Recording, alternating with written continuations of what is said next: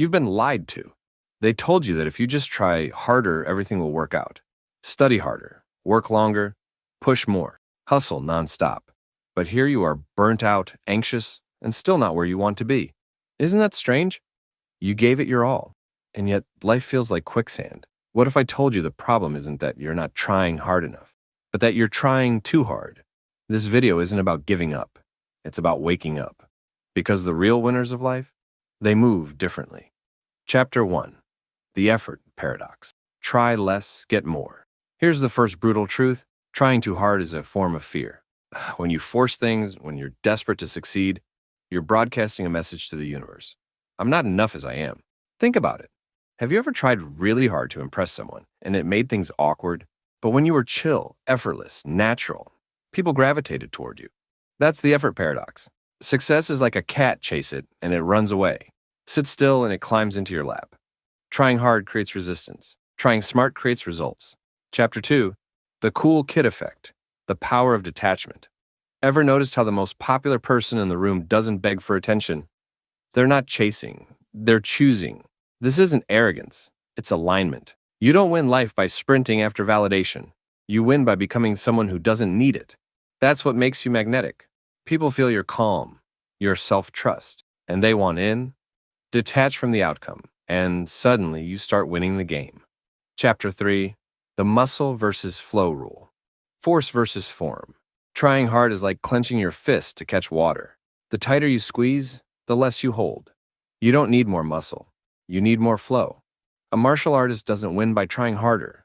They win by feeling the rhythm, by letting go at the right time. Life is no different. Are you muscling your way through life? Or are you learning to flow with it?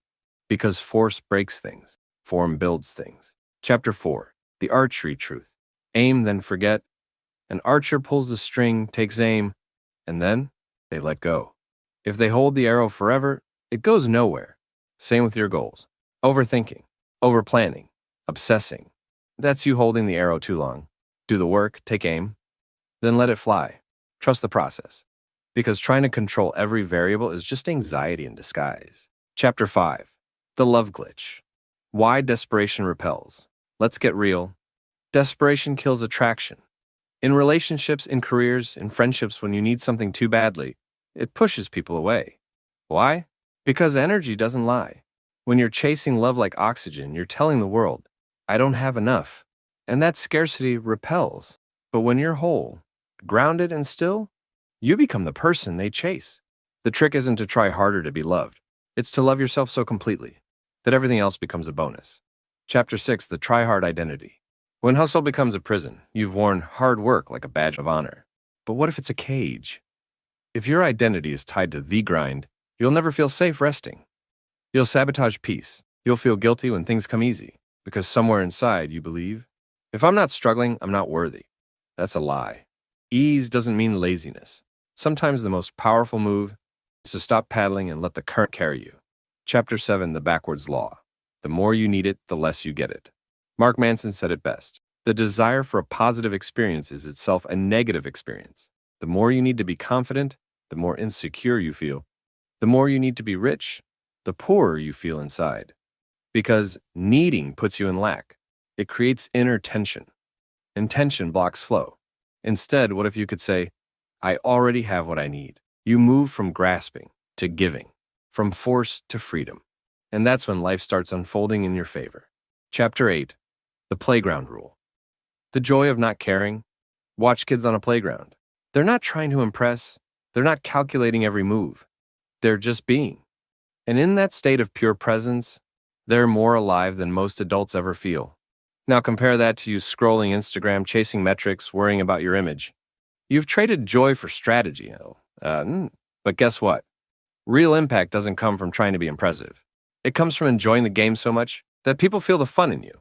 Let go of being impressive. Be expressive instead. Chapter 9. The unseen grind. Let the roots grow? Trying hard often looks loud. But growth is quiet.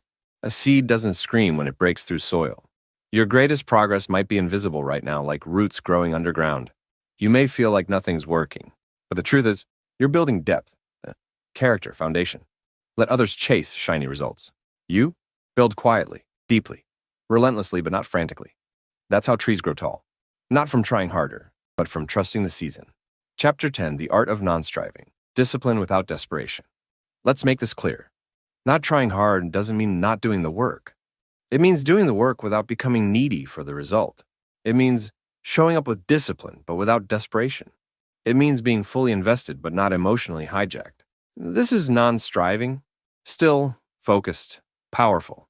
Like water, it cuts through rock, not because it tries hard, but because it flows consistently. You don't need to explode. You just need to flow. Final synthesis, the power of inner ease. So what does all this mean? Here's the real philosophy. Stop gripping life like it's a rope you'll fall off. Start treating it like a dance you get to enjoy. Trying too hard is ego. It says, if I just push enough, I'll finally be okay. But ease? Ease is power. Ease says, I already am okay, and from that place, I create. This is not laziness, it's mastery. The most dangerous person in any room is the one who moves without fear, the one who works without panic, the one who wants nothing, but creates everything. So stop trying so hard. Breathe, flow, trust. Because life isn't won by the one who tries the hardest. It's won by the one who tries just enough and lets life do the rest.